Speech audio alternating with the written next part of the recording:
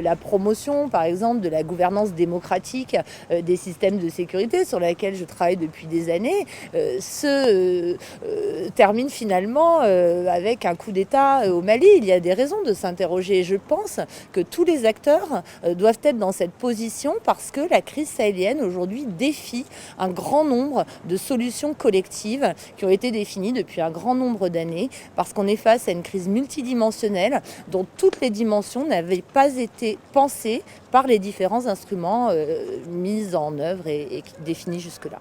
Moi, je pense que la première des solutions est de lire ce conflit à travers une approche de terrain, une approche africaine qui permette de saisir les nuances de cet environnement qui est extrêmement complexe.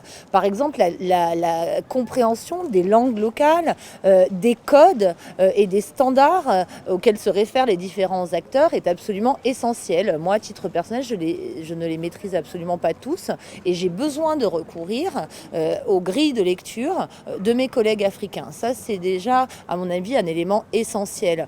Recourir à une grille de lecture locale. La deuxième, comme je le suggérais, est vraiment de changer la focalisation de l'approche.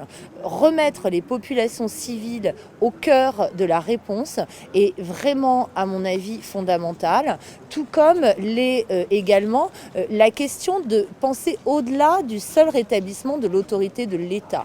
Aujourd'hui, on voit bien que au cœur de cette crise se situe aussi en grande partie la remise en cause de l'État postcolonial dans sa forme actuelle, qui est remis en question à travers ces différents échecs en termes de démocratisation, d'urbanisation, d'éducation, de décentralisation notamment.